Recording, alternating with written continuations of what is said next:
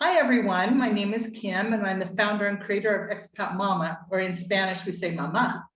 Through these interviews that are both the audio podcast and the new YouTube channel, we educate people about what it's like to be an expat, which is someone who's left their native country to live in another country, and we tell their stories. Today, my guests are Marc and Paulette from California. They currently live in... What's that? I said, hey, that's how rumors get started with Mr. I was going to call you Marquette and Paul. You know, there you go. Anyway, this comes out however it comes out. They currently live in San Luis Potosi, Mexico. So I'm so excited to interview you guys. Welcome, Marc and Paulette. Oh, thank you. Thanks. How are you guys doing tonight? We're doing good. I'm recovering from a little flu or something, but just a little bug. Yeah, I feel pretty good. Yeah, those come and go. That was me yesterday, so I'm glad I'm giving this interview the next day. Yeah, we're living. It's January, you know, so 'tis the season. So why don't we start with you guys about where each of you grew up and what it was like. Where do you come from? I grew up in El Dorado Hills, California, which is about 40 miles east of Sacramento, California, if you know where that is. Actually, we were in Sacramento living there for a short time last year. Yes. Oh, okay. Yeah. And that's basically where I grew up. I would consider it a fairly idyllic life as a kid growing up, going out, playing with your friends. There were a lot of kids on my street that were my age or within my age by a year or two. And so it was a great community. So that's nice. What about you, Paulette? And I grew up maybe 45 minutes to an hour from San Francisco. It was just called the Bay Area. That's what it was known as.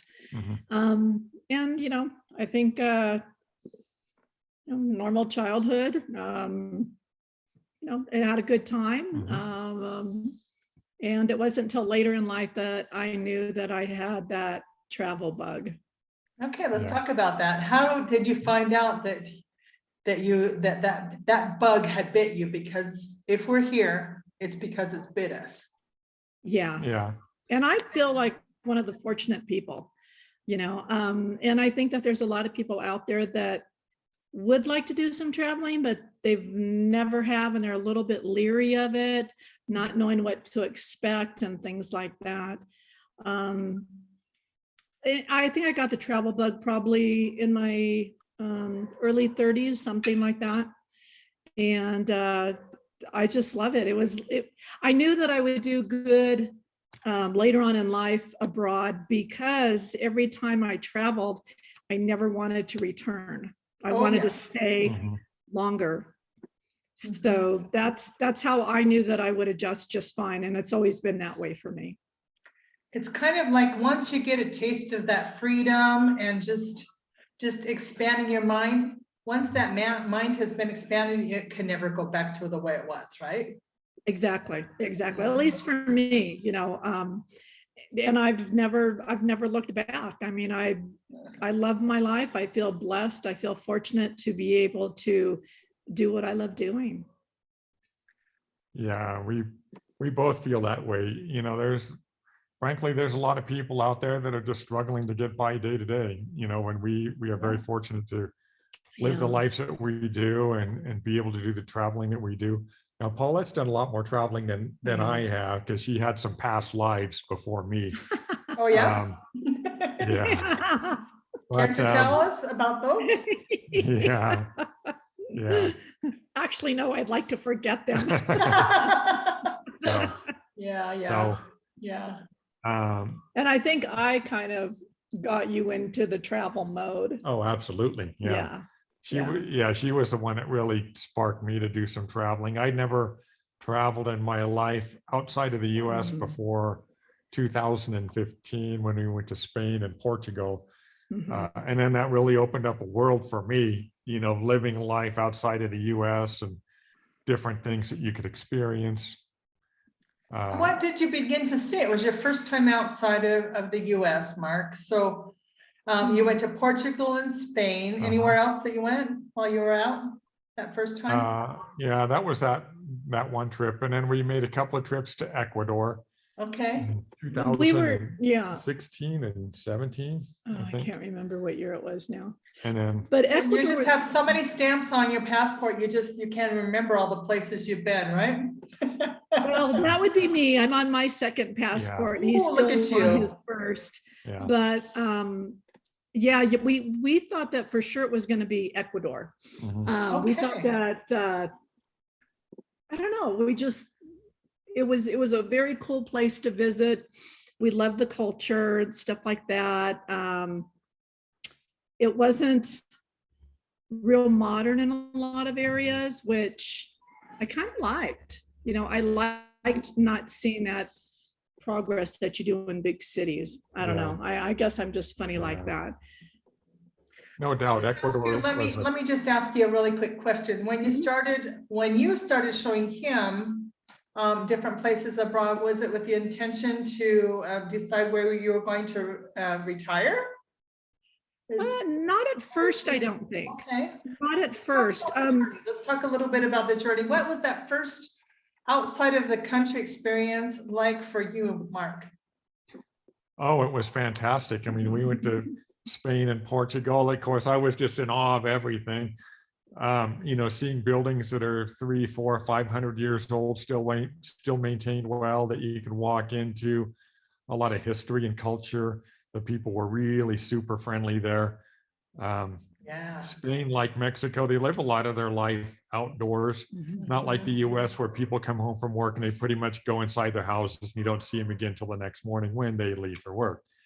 And so those are just a couple of the things that really got me. Were you a changed person after that first trip? Yeah, my worldview had changed in that I knew now that there were better places I could be living than in the US. I'm not trying to put down the US by any means, but I just knew there were places in the world that I would enjoy more living. Okay, let's talk about that. What did you begin to see? I mean, besides, you obviously began to see more than just the architecture. And you began, because the first time you travel outside of your country, you go into this kind of comparison phase. What did you see that maybe you liked better than the US? Again, not putting down the US. Everything was just so different. You know, walking down cobblestone streets in both Spain and Portugal, just the culture, the people. I mean, everything, just the way people live their lives, the outdoor experience. You know, the public places were just filled with people with their families just out having a good time, you know, until 8, 9, 10, 11 at night sometimes. So would you say they were maybe living the life that you hadn't learned how to live yet? Putting words in your mouth, aren't I? Yeah, you are, but you nailed it actually. Yeah, because my life at that time was still constrained by work. Right. You know, I couldn't be out doing stuff late because I had to go to work in the morning.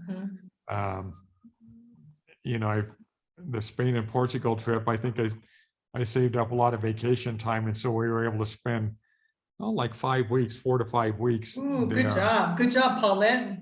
You're a good guide.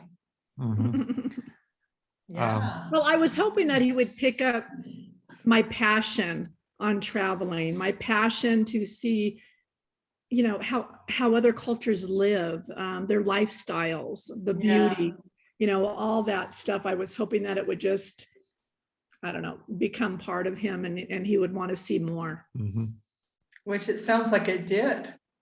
Yeah, I would say that's an accurate description. I think so. That's probably an understatement. Yeah. At this point, right? Okay, so you've checked. At that point you had checked out Portugal, Spain, Ecuador, and then what happened? Well, we didn't. after checking out Ecuador, we didn't really just feel like that was the right place for us for Mhm. a number of reasons, really. Nothing wrong with the country, but we felt like it was too far from home if we had to get back for some family Right. emergency. The Yeah. medical system is such that if you were having a major medical issue like a heart attack or something, you'd almost have to be living in one of the major cities, because Right. anything else would be 2 or 3 hours away. And Too as remote, you right? get older, Yeah. as you get older, you take into consideration things like that. Mhm. Yeah. Yeah. That's a reality. Mhm. I think So, the yeah. biggest point on that one though was the time that it would take leaving Ecuador if we needed to get home in a hurry. It Yeah. wouldn't be a hurry. It would, with layovers and everything, it would be almost like a 24-hour process. Yeah. Oh, wow. Yeah. Yeah, To get back to Sacramento, because there's, right. I mean, if you're going to Dallas, there were direct flights from like Quito to Dallas, but you'd have to go to Dallas and then go to probably Phoenix and then Sacramento. Right. So I think that made a decision for us. It was too far to be Yeah. away from our family. Yeah. So the Yeah. geographical plus of, okay, so Yeah. Yeah. let's talk about Mexico. Why Mexico and why the place you're living in now, which is San Luis Potosi. Mhm. So we came to Mexico for the first time in 2018. I think so. I'd Yeah. have to look at my passport. And we just felt, Love it. we both fell totally in love with Mexico. It possessed all of the best things of the countries that we had visited so far. And geographically, it was still close to the US if we needed to get back. When we came in 2018, our home base was kind of Guanajuato, Mhm. but we did some trips out from there. We visited Morelia, Querétaro, San Miguel for an afternoon, and a few other places.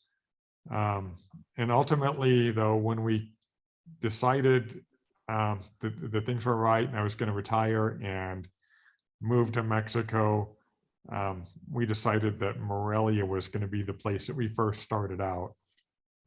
Yeah, And it was so we- between Morelia and Querétaro. Yeah, Me more Querétaro, him more Morelia. So we had to, Oh, yeah. spin the coin and see which one it was going to be. And Mhm, basically, mhm. he got his way. It was Morelia. okay. And why did you choose Morelia at that time? Oh, I love the Centro Historical. As I Okay. do. That's pretty much my favorite part of all Mexican cities, though, I've Mhm. got to be honest, is the Central Historical areas. Mhm. I just You're a thought it was history really- buff. Mhm. Yeah. And I just thought I could see ourselves living there for at least a year. That was originally our plan, was we were going to try out a few different places for like a year at a time, maybe. Right. But our lease was up in Morelia, and we didn't really see a reason to stay Okay, there, so you really hadn't, it didn't feel quite right just then, right? You're like, Yeah. something's missing. Yeah, something Okay. for us is missing. Yeah, And it's during an that individual time- thing. Yeah. And during that time, we did visit other places Mhm. too. I mean, Morelia was our home base Right. for a 1-year lease, but we were traveling other places to kind of check it out, get a feel. We figured if it was something that we really liked for like maybe 3 weeks of visiting, we would revisit that place again. If it wasn't, check it off, move on to the next one. Mhm. That's Yeah. what we were doing during that whole year Yeah. process. So, And what you just said is very important, some good advice. I mean, I just finished giving a Spanish class and she, when she first told me she wanted to start Spanish class, they wanted to start out in Tulum. Now she's changed her mind to Oaxaca. And Okay. she said, I might just buy a house and okay. You guys know very well from your experiences that you probably should try out a few places before you really decide where you want to settle down, right? As an expat. yeah. I think it's a really good idea. Mhm. That's what we did during that Mhm. first year. We checked out a lot of different Mhm. areas. And like I said, we thought if it was something that we wanted to revisit, we would. And then from Of there, course. Yeah. maybe a third visit, and then Mhm. at that point make a decision, something like that. That's what we did anyhow with San Luis Potosi. We came here because we were going out to the States, and stopped here for a few days, liked what we saw. On the way back, we stopped again before heading into Morelia, and spent a couple of more days here and still liked what we saw. And I think we did, what, 2 or maybe another trip or something like that. Another trip or 2 after that. And then we knew, we just, you know, people ask a lot of times on Facebook groups, you know, where do you think I should move? I like this or something. And it's so hard to give somebody an answer, because you like have to feel it. For me, Yes. you have Yes, to yes, feel yes. that. You can't just tell somebody, oh, you know, Oaxaca or San Miguel or, you know, Cuernavaca, which is, you know, there are expats there. It's not a huge place like San Miguel de Allende or something like that. But, you know, people just, it's got to be boots on the ground. You got to go, you got to check it out. You got to spend at least 2 weeks there, I would say, to really get a feel for it. And you'll get your answer, I think. I mean, you might like the aesthetics of the place, but the heat might be too much for you. Just it's things like that. You know, I see people ask advice all the time in different Facebook groups, you know, where should I move to and stuff. Well, no one's really qualified to answer that but you. No one is qualified to answer that but the individual person. Because a lot of the time, like, okay, what you just mentioned, the heat, like my kid, we came in the same year, by the way, we all came in 2018. Our plan well, I'm a single mom, so I just grabbed my boys and we left and said, we're going to travel full time for a while and see where we want to live. Okay. And we started out right on the border of Belize and Mexico. Do you know what town I'm talking about? Guatemala? No. Not that. No, we were in Mexico. Bacalar. Oh, Bacalar. Oh, You guys been there to Bacalar? No, but that's on our list. It needs to be on your list. So we landed this crazy 5-dog pet sit and some fish, you know. And we were in that town for like a month in September of 2018, and then just started moving up the coast. And then we were in Playa del Carmen. I booked an Airbnb for a month, and decided that didn't feel right there. There wasn't much of a culture there. It was extremely expensive for Mexico. And it just didn't feel right. And then I made a friend in Merida, and we spent Day of the Dead there, and we ended up staying in Merida for 6 months until the heat really hit. At that point, I'm like, all of us looked at each other. There were 3 things that were deal breakers for Merida for us. First of all, it's the heat. Of course, it's the heat. Second is the culture wasn't that friendly in that part. Now we're fluent in Spanish. I lived in Argentina, in Buenos Aires for almost 18 years. Wow. And so I'd be talking with the taxi drivers, and then all of a sudden I'm like, what are they saying? Now, somebody that's lived in as long as I have in Latin America should be able to speak decent Spanish, right? I'm a professional linguist. Well, then I started commenting, like, I'm having a hard time communicating with the locals to people from other states in Mexico, like Mexico City. And they said, we don't understand them either. And I'm like, what are you even talking about? And they said, okay, so they put Mayan in the middle of their sentences. Oh, yeah. So it was hard, and it was hard making friends in there. I don't know, we consider ourselves very friendly people, but the expat community just wasn't a good fit for us either. Even though we had some friends, but they weren't our kind of people. Okay, so whatever. So we're like, okay, the heat started to come, and like, we got to get out of here. And the third deal breaker was we couldn't handle the local food. We really gave it a good try. So 8 months in that whole general region. And then in Merida, especially, their staple food is pork, and whether you ask for it or not, they put it in the tacos and everything. I was sicker than a dog most of the time. Oh, wow. How were you moving from place to place? Did you just have a carload and No, we weren't light packers back then. I've learned a lot since then. We were just traveling with all our stuff. I think we had 13 bags. I'm not a light packer. which was a big mistake. And now I don't travel with that much. We've learned to size down. But at that point, it's like, we've got to find out, we liked Mexico, but we weren't in love with that region. And you guys know, and a lot of people say, oh, I would love to live in Cancun. I'd love to live in that region. Well, one thing is going on vacation. Another thing is living there full time. It's a whole different. Do you agree with that? Okay. Absolutely. Yeah. So then we started looking, you know, for other places, and we found central Mexico. We went to Ajijic for another pet sit, because I just wanted to do that for a while, just try out different places without making too big of a commitment. And within 2 days, my boys, Mom, please, we don't want to travel anymore. And they were starting to make friends immediately within the first week of us landing there, and it was one of those things that is like you guys said, it just felt like home. It felt like a place we could actually settle in and live in. And you know it, and it's something you just feel, you can't describe it, right? Right, Yeah, exactly. I'd forgotten about this, but Paulette reminded me of it. When we were starting to move to San Luis, I told Paulette driving in the car that I thought that this would be our long-term, you know, place to live.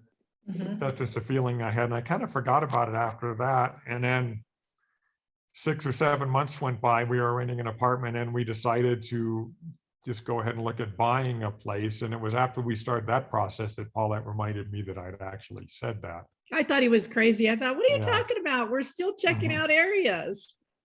Yeah. But when you know, it's like true love, you know. Yeah. You just know, right? Yeah. You guys would know. Are your kids younger?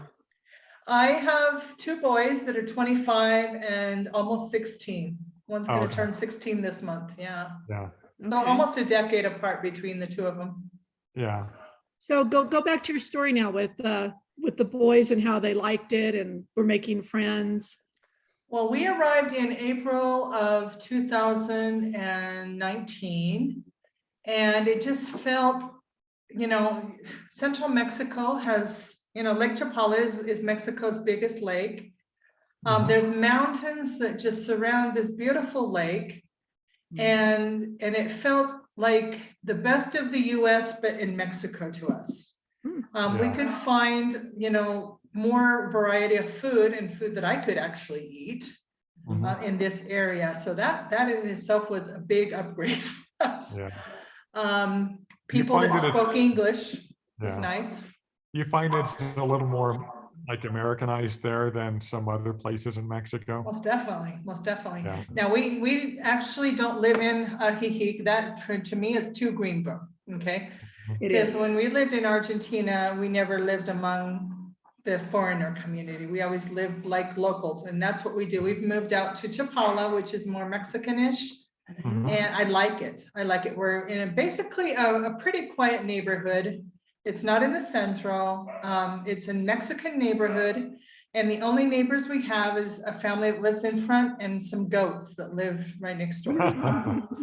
And so it's not exactly quiet. You know, we hear a lot of, you know, back and forth. There's a little mini farm with some other animals as well in that same little place. And our dog always communicates with them, and they have long conversations. But it's a piece of Mexico, but there is a spattering of expats in Chapala as well. But I could not stand, and I cannot and will not stand to live among, because this is a retirement community where we live, you know, and I think like Chapala is the biggest community of expats in Mexico. Correct me if I'm wrong. I think it is, yeah. But we don't spend most of our time. But what I will tell you is my Spanish is getting worse by the day by living here, because we just don't get enough practice in Spanish. So now I'm finding myself taking conversation classes again to get back the Spanish I used to have. Wow. Yeah. Yeah. Okay. Do you find that when you speak Spanish to like a Mexican that you've never met before, it's almost like they're not expecting to hear Spanish come out of you? Yes, of course, of course. Yeah. And have you ever tried to speak Spanish and they answer you back in English? Yeah. That happens to once in a while, yeah. In some ways, it's kind of a relief because they at least know some English, because we're not I Yeah, mean, for you guys, we're, yes. we're not by any means fluent in Spanish either. It's Mhm. still pretty mild. But you're getting plenty of practice where you live. Yeah, we should be practicing more, honestly. Yeah, yeah. I mean, we picked an area that is not an expat haven. Good. Mhm. And we picked an area that we just fell in love with. So yeah, I would think that, I mean, you hardly see any gringos here. You Mhm. just don't. Yeah, The funny so thing you're is immersed both- in the culture, basically. Yeah. Yeah. The funny thing is the neighbors on either side of us, Ugh. they're Mexican, but they know English. And so they always try to speak to us in English and we Mhm. try to throw in some Spanish. Yeah. Yeah. Yeah, that is a very common occurrence. You're all excited. You're anxious to practice your Spanish, but they want to practice their English. Right. So Yeah. Right. you're the ones that are always giving English classes, whether you want to or not, at least English conversation, to the locals. That's the phenomenon that I found here.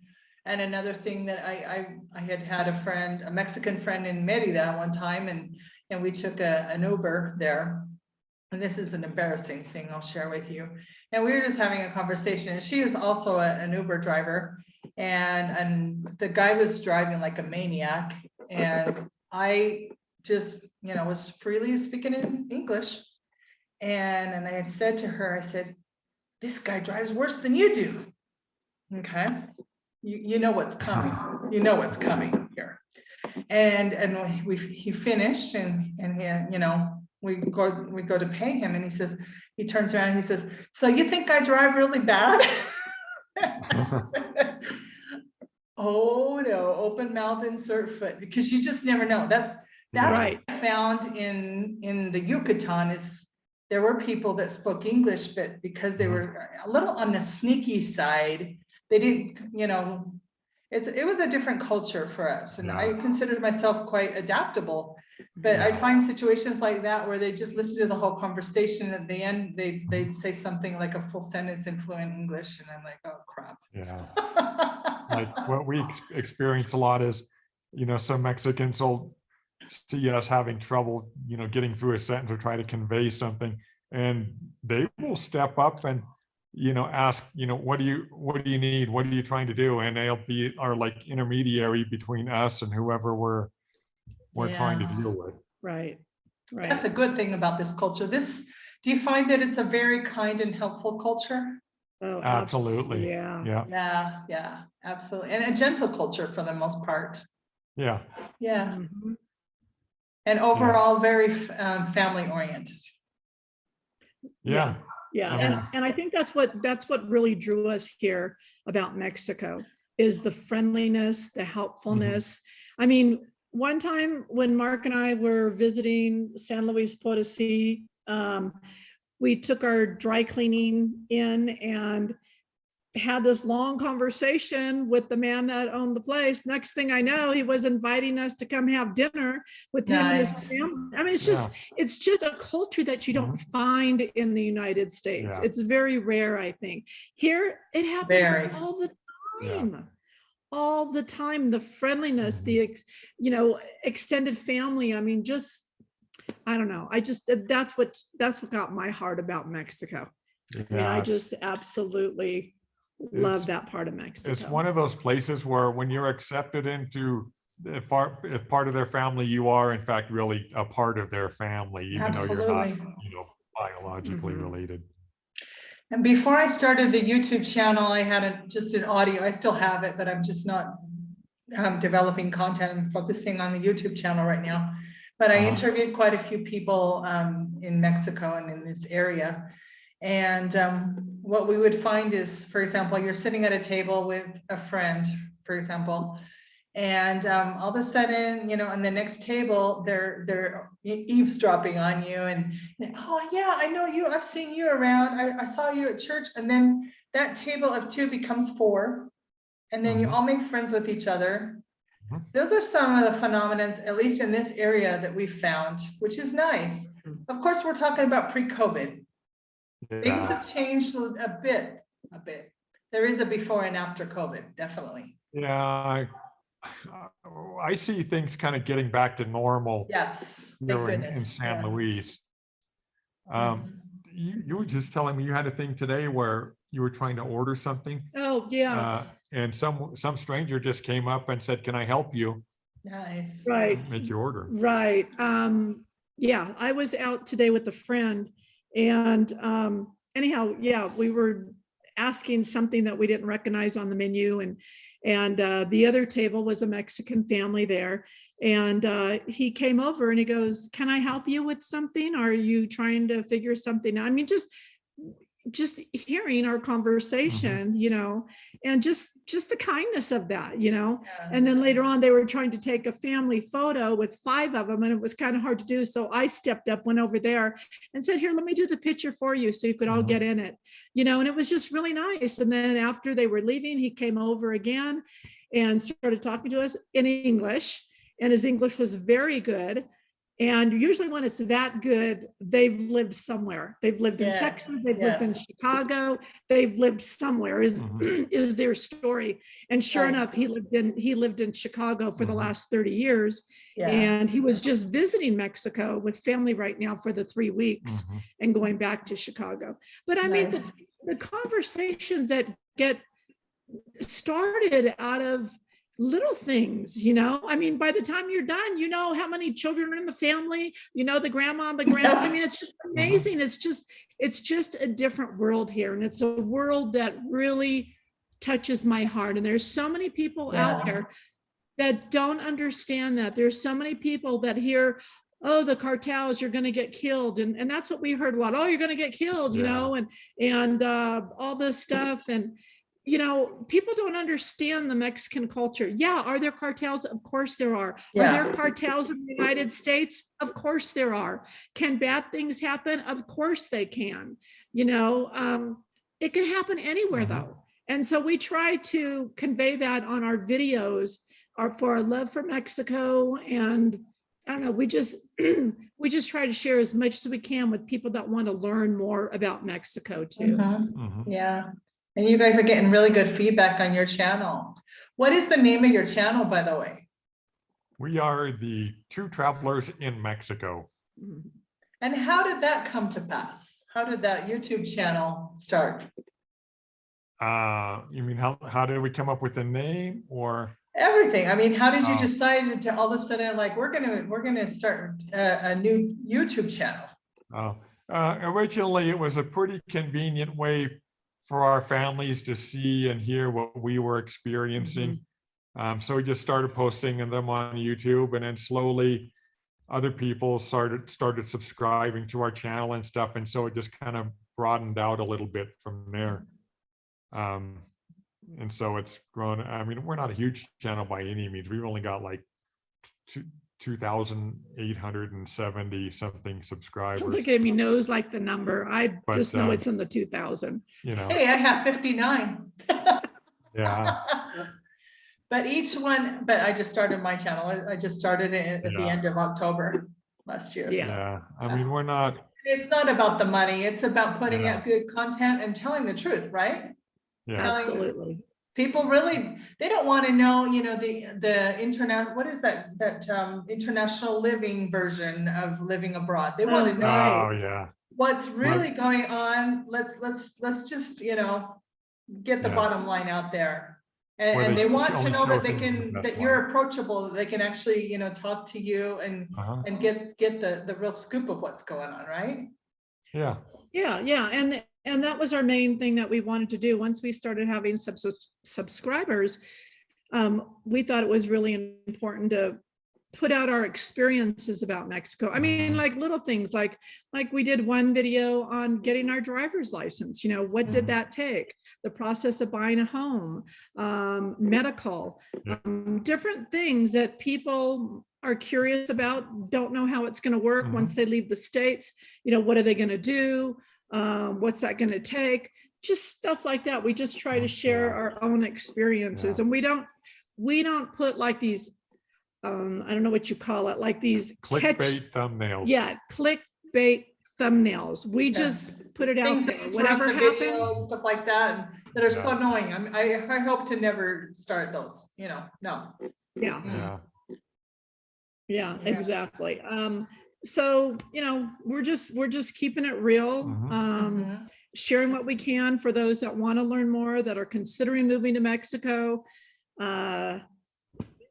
Everybody in between that wants to know something for some reason about Mexico. We just try to put that out there. And, there's times that we'll get personal emails from people asking us more questions or, something like that. And we're really good about replying to them and sharing our experiences with them if they want to know a little bit more detail. We do that. And we started a Facebook group of the same name too, that people can join that and ask questions there. Or oh, good. I'll make sure I join that group. Right. Yeah. Like, remember me? Yeah. And we have like, even though it's still very small, we're very small, and I don't think we'll ever be a big YouTuber, but we have like 6 moderators. So we do that so that, like, I can't tolerate rudeness, and I can't tell you, and maybe this too, on different expat pages, somebody will just ask a simple question, and my Lord, they're getting beaten up by everybody on there, and just rude comments. And that was one thing. It was like, I will not tolerate any rudeness on our Facebook page at all. I mean, I'm sure you've seen it before, where people just say, do your own research and stuff. And that's not as bad as some. Some are just, wow. They're really, just downright really rude, and there are a million Karens down here, is what I found. Oh. Yeah. You know what I'm talking about when I say Karen, right? Yeah. Yeah. Oh, yeah. I've experienced it myself on many pages. Yeah. Well, and you've also got, and most of them are coming from people that just, they have too much money and or time on their hands, that they think that they can just, look down on other people. I mean, I remember last year, the reason why we actually left Mexico, we were living so happily down here until COVID hit last year. And then one of my dear friends says, hey, I've got an empty house up in the Sacramento area, come up here. And because my industry completely broke down last year, it completely shut down. I do legal translation. So as you very well know, you guys are from California, things went into full lockdown. And when the courts, because I do international translation, when those began to shut down, my income sources pretty much dried up. So my friend's like, well, why don't you come up and at least you can work in the US, which I never was able to find a job there either last year. It was a really rough time for us, really rough. And we had to eat some humble soup. But what I did notice in that area, and have you guys been back to California since the lockdown, since COVID hit? A couple times to pick up more crap and bring it back to Mexico. To get more stuff. Paulette. You know what it looks like right now. It's a different landscape than what we grew up in. Yeah. Right? I used to work in the Department of DHA, Department of Health Services. I did IT work for them, but I would go around to the different buildings in that department. In Sacramento, was responsible for getting people signed up with, Medicare and CalFresh and these different welfare support programs. I learned that what that was last year. Yeah. The lobbies were getting fuller and fuller. You would drive down, some of these streets, and they would become, what were once empty lot, it'd become tent cities. Yeah. But that was even before COVID. Well, yeah. But now it's overrun the city in so many parts. It's the saddest thing. I never thought that I'd see our country like this. And and I finally got a job in California last year. Guess where I got a job? At the unemployment office. But because, isn't that ironic? That's ironic, isn't it? Yeah. But because we had moved at that point from Sacramento, Orangeville, to Fairfield at that point, it was too far for us to commute. So I ended up not taking that job, but it was ironic that that's where I actually got a job. We were in Citrus Heights. Okay, right next Which is to not too Orangeville. far from Mhm. Orangeville, yeah. Yeah, So, but some pretty rough times. I mean, there in the food bank, the lines were endless there. Endless. Mhm. Never seen a time like that in the US. And I'm not from California, I'm from Utah. But okay. so I especially hadn't seen anything like we experienced this last year. And you could feel like the despair of the people. Mhm. You could actually, it's like you could cut it with a knife this last Yeah. time. So how long were you there when you did go, when you were working? Then I never did work. Actually, I have a business, but I finally just got a few projects. Things started to get a little bit better about a little more than a year ago. We were there for a total of 9 months. And Oh, a year wow. ago in Wow. January, I made the decision the same day and bought a one-way ticket back to Guadalajara. Said, Mhm. I'm done with this, but I am done. It's the third time that I've left the US intentionally with no desire to ever return. Yeah. And I just knew that my friends on this end, they helped us get everything ready. Mhm. And I just knew that we were never going to go back. This was Yeah. like the fin de camino. It was the end of the road for us. That's it. Yeah. Never after Well, never- after everything I saw this last year and being in full lockdown in California, I can honestly say I've had my fill. Yeah. You guys We'll know what I'm never, talking we'll about. never go back full time, never go back permanently, but our kids are still in the US, and so we probably will at points in time visit them. Yeah, of course. When you've got ties in there, you need to go back and see a family and show them that they're still loved.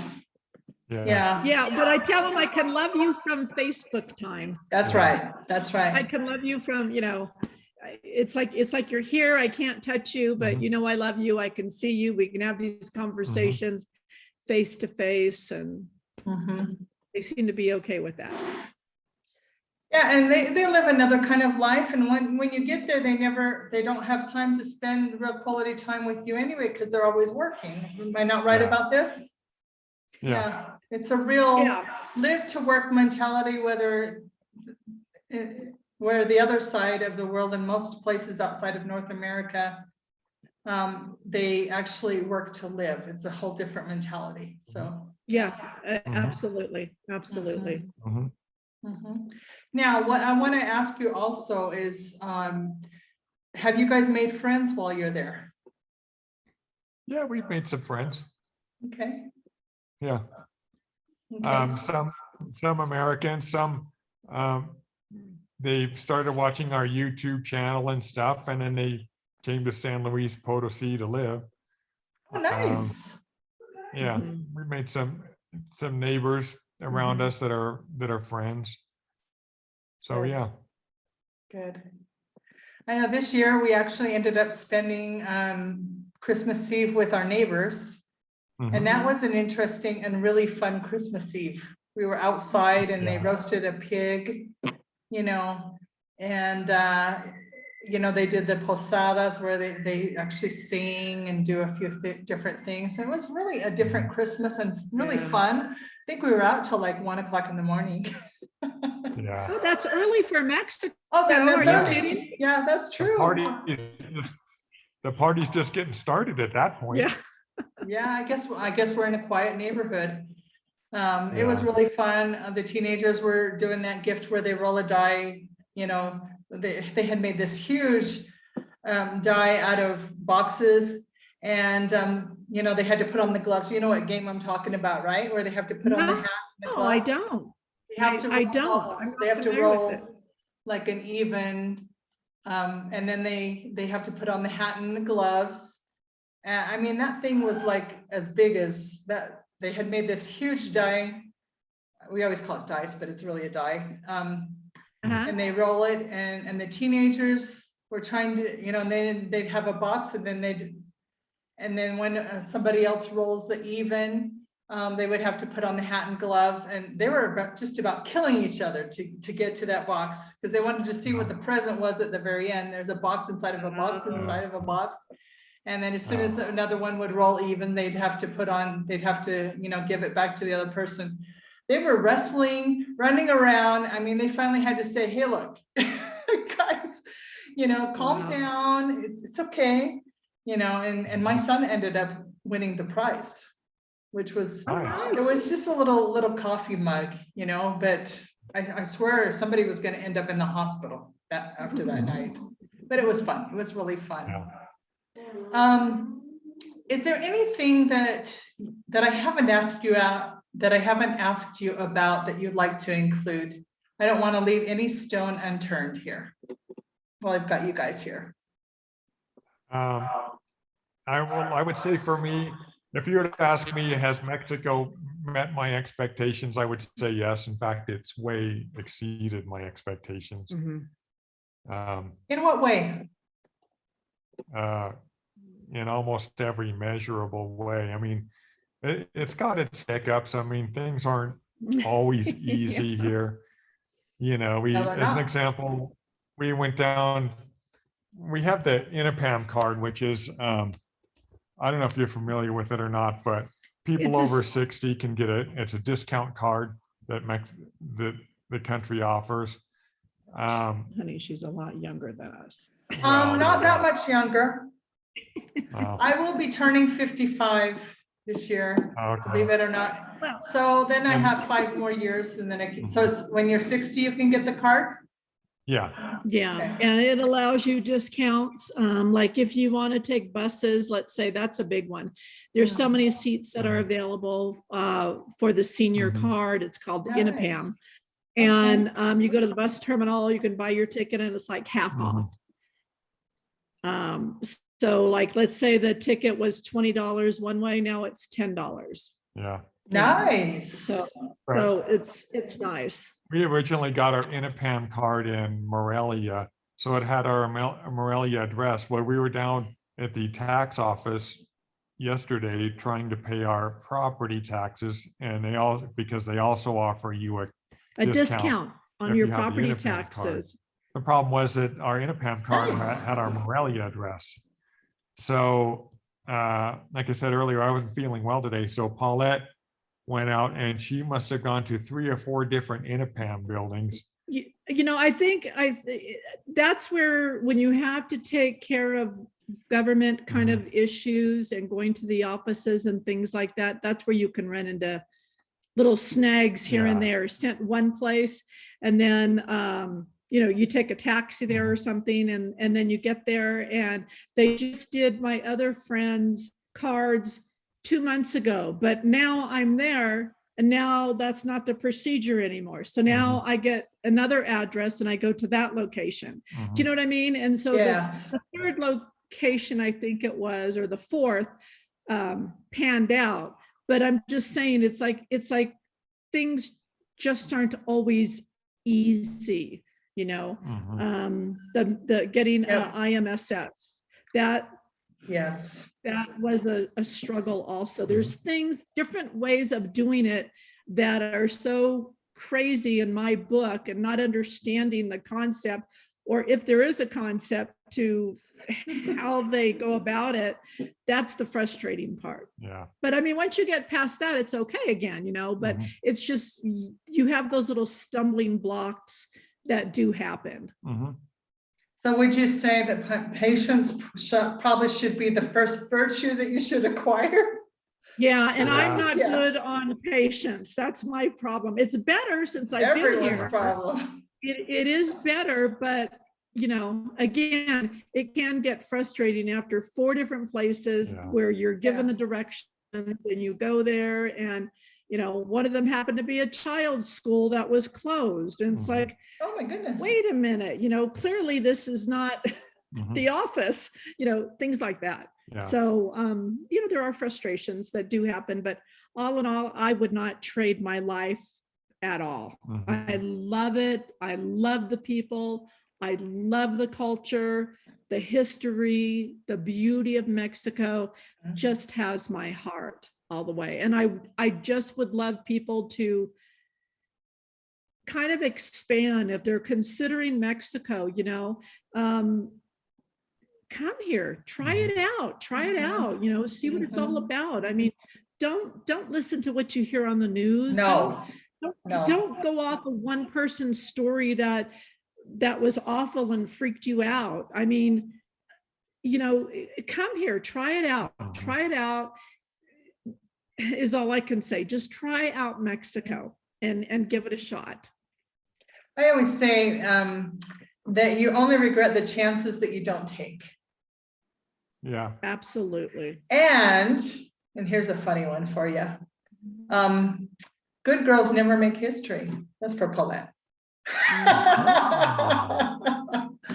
The ones that followed all the rules, that listened to and obeyed, your life, you're gonna live, you only live once. Why are you gonna listen to people who have never been there, first of all? Okay. Right. If you want the kind of lifestyle that maybe we have and other people do, start listening to those people, not to US and Canadian media that is always going to be a negative story. They're always going to tell the worst. Absolutely. I mean, here's my story. I'm going to live part-time in another country too, by the way. This is just, I'm declaring this to you guys publicly. We're going to live part-time in Colombia too. Interesting. Now, we've been there. Part of our full-time traveling lifestyle was we were based in Merida. And when the 6 months came up and we had to leave Mexico, we decided we're not going to head back to the US. We're going to go to another country. And we ended up going to Medellin, Colombia. Okay. And if you follow my channel now, as I'm following yours, you'll see that I'm doing a lot of interviews in Colombia right now.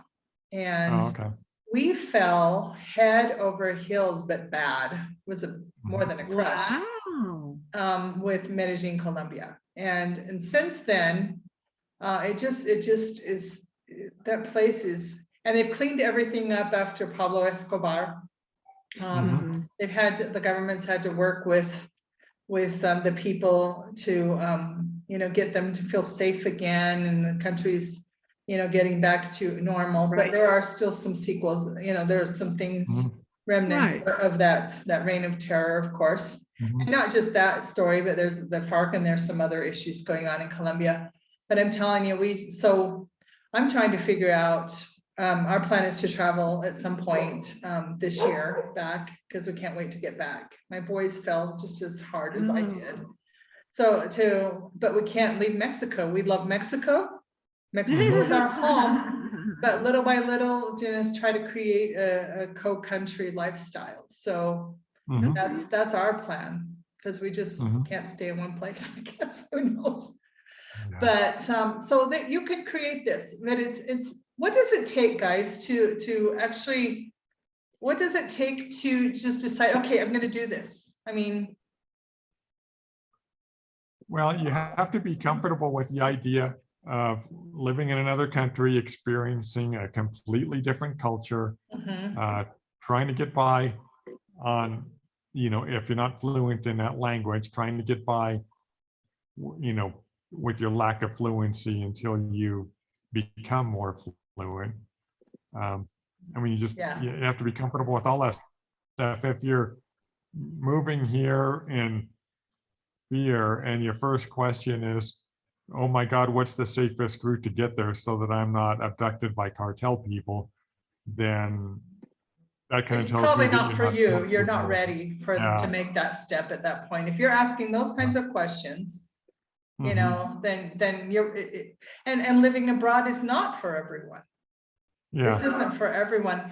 And what you guys can probably say, we're talking about most of the good things, except for the paperwork process, which is very chaotic. I experienced that all over Latin America. But what was I going to tell you? I lost my whole train of thought. Yes, now I remember. Nothing. If you feel maybe like your life is very stagnant, moving to another country will definitely bring out the growth in you. It may kill you in the process. I'm not talking about cartel or anything. I'm just saying it's not easy to move to another country, and it takes everything you have to be able to adjust and make a new life. And the first process is the hardest.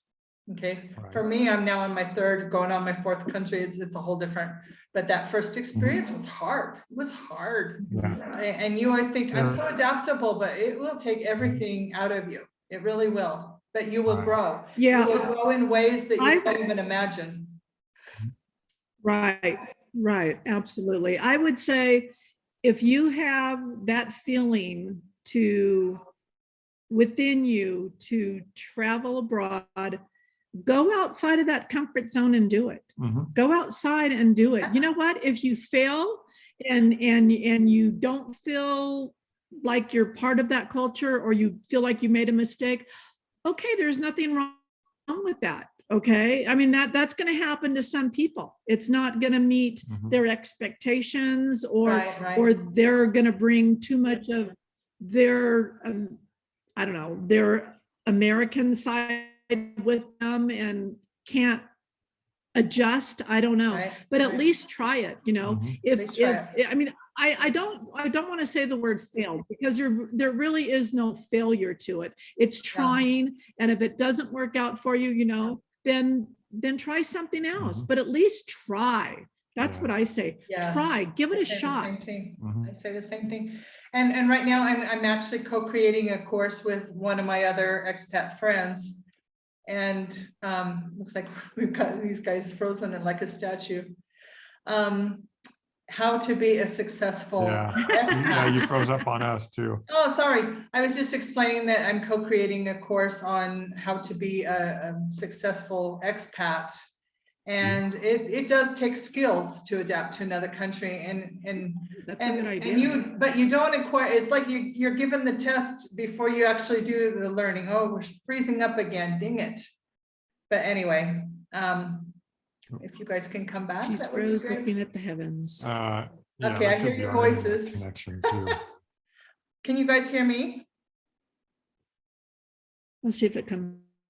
Okay, I can hear you, Paulette. Ooh, it's not coming back. Anyway. Oh, okay. Oh, we can hear you, but you're still frozen. There you are. There you are. Okay. I hope it was Come on a on good, back. I hope it was on a good expression, not like, oh, something like that, like the dead look or something. Yeah. Yeah. Like Morticia or something. Yeah, you guys were frozen there for a while. Yeah, you're totally right when you say just go for it. I mean, what's the worst thing that can happen? I mean, you go back to your old life. Okay, well, you already know what that's like, so no, what's the big deal, Yeah. But there are a lot of people that are immigrating to other countries right now. I think a lot of North Americans are pretty fed up with a lot of things, and they're looking for something else. I think you're right. Just when you come here, yes, Mark. when you come here, just be prepared for change. If you don't react well to change, Mexico's probably not the place for you. It may not be. You know. It may not be. Yeah.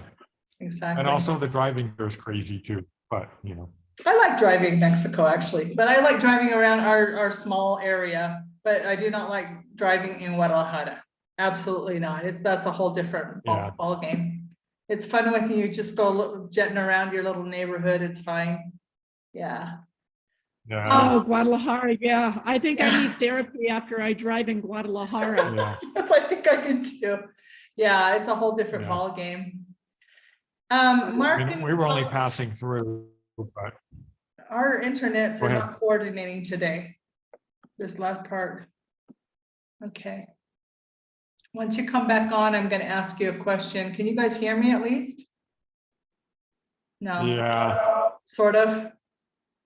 Okay. I want to ask you guys if you would like to be contacted, and if so, how can people contact you?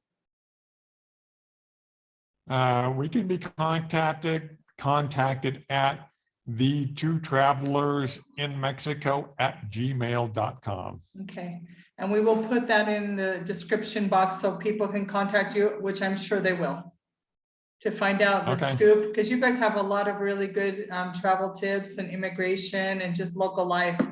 So it's a totally different channel than mine, and I love And I'm sure people just love getting those tips on the how-to processes that you guys provide. So that's pretty awesome. Hold that thought for just a second, here. Those of you who are watching, don't forget to like and subscribe. And we'd love to have your comments, feedback, suggestions, whatever you want to tell us. We're trying to build a community here of support, and we feature a lot of interesting perspectives in these interviews in both English and Spanish. So please join us. Please tell us what you think, communicate, interact with us. We would love to hear from you. Paulette and Mark, thanks so much for coming on today. It's been a real pleasure. Thank you. Thank you for having us. Yeah, We've enjoyed it. chatting with you. Yeah, and here's an invite. I invite all my guests. You've got a place to come stay. We've got a big house with a guest room, so feel free to come on over and visit us in the Lake Chapala area. So just know that we would love to have you here. Okay. Thank you. Thanks so much, and we're going to be very much in touch. Really appreciate your time, guys. And happy New Year. Happy New Year too. Just don't be surprised when we take you up on your offer. I won't be surprised. We love hanging out and having people over. We love it. And I make a very mean spaghetti, just so you know. Oh. There's some incentive right there. Okay. Have a good night. I'm going to say buenas noches y gracias. Which I just said good night and thank you for those of you who don't speak even a little bit of Spanish. Okay. Bye-bye, you guys. Have a good night. What you did. Buenas noches. Goodbye, YouTube land. Bye-bye, YouTube land. Adios. Adios.